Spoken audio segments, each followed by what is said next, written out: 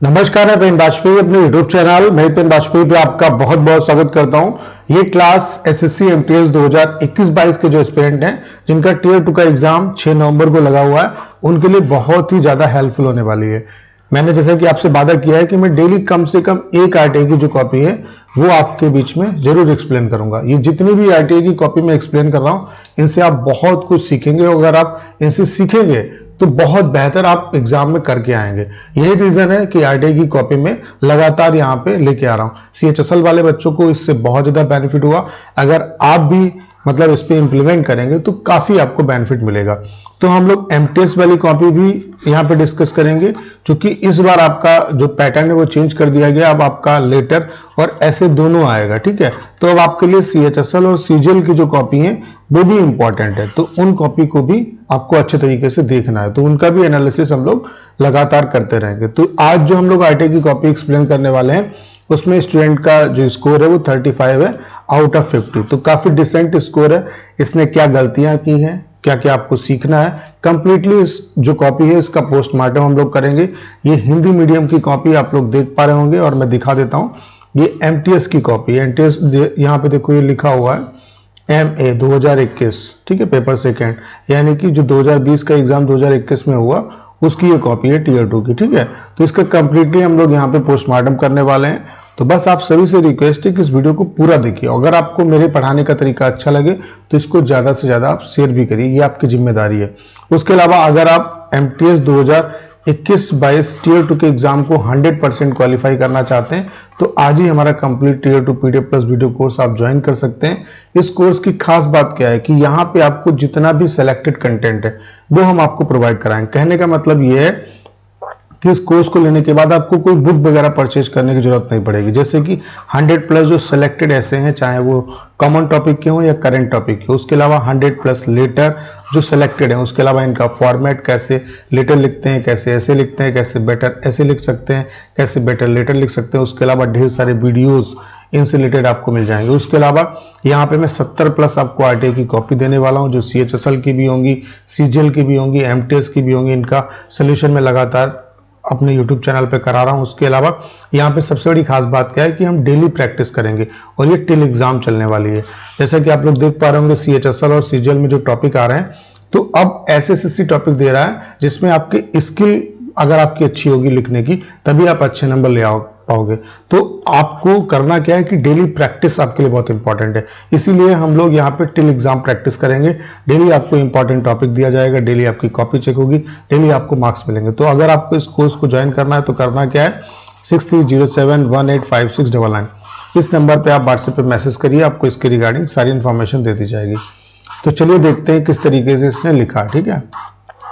तो देख पा रहे होंगे इसने पत्र लिखा है। आपको मैंने पहले भी बताया कि आपको पहले, इससे पहले क्या होता था कि मतलब 2 क्वेश्चन मिलते थे, 1-2। पहले में क्या होते थे, ऐसे होते थे ए से लेकर के ई तक 5 आपको ऐसे के ऑप्शन मिलते थे, ऐसे ही 5 आपको ए से ई तक लेटर में ऑप्शन मिलते थे।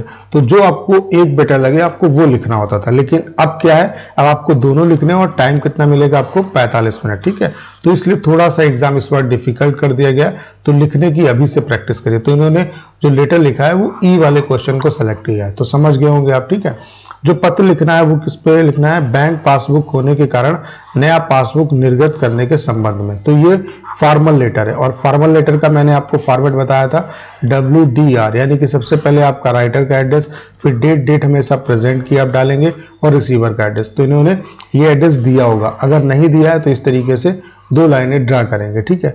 ब्लॉक नंबर 10 लोधी कॉलोनी नई दिल्ली 11003, फिर 1 लाइन का गैप देंगे, डेट हमेशा प्रेजेंट की डालेंगे। तो जो आपका एग्जाम हुआ था वो 8 मई 2022 को हुआ था, वो डेट डाल दी, फिर 1 लाइन का गैप, फिर उसके बाद रिसीवर का एड्रेस। तो रिसीवर का एड्रेस दिया हुआ है, सेवा में ये दिया होगा, अगर नहीं दिया है तो इस तरीके से 2 लाइन ड्रा करेंगे। सेवा में श्रीमान शाखा प्रबंधक State Bank of India Karol Bagh नई दिल्ली और पिन कोड डाल दिया। फिर सब्जेक्ट आएगा, फिर सैल्यूटेशन आएगा। सब्जेक्ट का बैंक पासबुक होने के कारण नया पासबुक निर्गत कराने के संबंध में। फिर आगे इन्होंने लिखना स्टार्ट किया है कि महाशय, यानी कि फिर सैल्यूटेशन आपका आएगा, महाशय सविनय विदित करता हूं, जबकि यहाँ पे ये लिखना चाहिए सविनय निवेदन करता हूं कि मेरा खाता विगत 3 वर्षों से आपके शाखा में संचालित हो रहा है। मेरा खाता बचत खाता श्रेणी के तहत खुला हुआ है। बीते सप्ताह कुछ अतिरिक्त काम पड़ने के कारण मैं अपने खाते से 50,000 रुपये की निकासी के लिए अपने पासबुक को लेकर शाखा पहुंचा। इस तरीके की जो कटिंग है वो आपको अवॉइड करनी है, ये आपके नंबर पे इम्पैक्ट डालेंगे, ठीक है। और आपको इस तरीके की कॉपी मिलेगी। पहुंचा, निकासी की सभी औपचारिकताएं पूरी करने के बाद मुझे मेरे पैसे प्राप्त हुए, किंतु इतनी बड़ी रकम घर ले जाने के कारण शायद मेरा ध्यान ना रह सका तथा भूलवश मैंने अपना पासबुक बैंक से घर आने के क्रम में रास्ते में ही कहीं गिरा दिया। अतः आपसे सादर निवेदन है कि उचित दंड शुल्क लेकर मुझे एक नए पासबुक को निर्गत करने की कृपा करें, ताकि मुझे मेरे खाते से पैसे निकासी अथवा जमा करने का ब्यौरा मुझे पासबुक रहने पर उसे अपडेट करवाने पर प्राप्त हो। इसके लिए मैं सदा आपका आभारी रहूंगा, धन्यवाद। देखो यहाँ पे भवधी यूज किया है, जबकि अगर आप प्रार्थना पत्र के रूप में लिख रहे हो तो ज़्यादा यूजफुल ये रहेगा कि आप प्रार्थी लिखो, क्योंकि आप शाखा प्रबंधक से प्रार्थना पत्र कर रहे हैं, तो प्रार्थी लिखिए, ठीक है। प्रकाश, तो क्या क्या इन्होंने गलतियाँ की, थोड़ी बहुत यहाँ पे लैंग्वेज थोड़ी ठीक ठाक नहीं है। आपसे सादा निवेदन है, पैसे निकासी अथवा जमा करने का ब्यौरा मुझे पासबुक रहने पर उसे अपडेट करवाने, ठीक है। तो थोड़ा क्लियर आपको मतलब चीज़ें आपको डायरेक्टली लिखनी है और स्पष्ट लिखनी है, ठीक है। उसके अलावा जो कटिंग वगैरह की वो आपको नहीं करनी है, ठीक है। इन चीज़ों को अवॉइड करना है। तो अभी तक क्या था कि आपको लिखना होता था, आपका उससे काम चल जाता था, और मोस्टली स्टूडेंट जो थे वो लेटर लिखते थे, क्योंकि लेटर ईजी पड़ता था। लेकिन अब एसएससी मूड में है कि आप ऐसे भी लिखो और लेटर भी लिखो, तो इस वजह से आपका जो एग्ज़ाम है वो थोड़ा सा डिफ़िकल्ट कर दिया गया है। और अब जो डिस्क्रिप्टिव के एग्जाम हो रहे हैं एसएससी के, उसमें लिखने की स्किल के ही आपको मार्क्स मिलेंगे। आप लोग देख पा रहे होंगे इस स्टूडेंट को जो मार्क्स मिले हैं वो कितने मिले हैं, 35, ठीक है। और यहाँ पे एग्जामिनर ने अपना कोई व्यू नहीं दिया। इससे पहले जो मैंने कॉपी दिखाई थी उसमें उन्होंने अपना व्यू भी दिया था कि उन्होंने क्यों 45 मार्क्स दिए। तो आपको करना क्या, आप अभी से लिखने की प्रैक्टिस करो और सिलेक्टेड कंटेंट पे काम करो। बहुत ज़्यादा टाइम आपके पास नहीं है, इस महीने में आपका रिजल्ट आ जाएगा, तो एक ही महीना आपके पास लगभग बचा हुआ है, क्योंकि ये महीना लगभग एंड होने वाला है, ठीक है। तो दम लगा के प्रिपरेशन करिए, और अगर आप 100% रिजल्ट चाहते हैं तो आज ही हमारे कोर्स को आप ज्वाइन कर सकते हैं।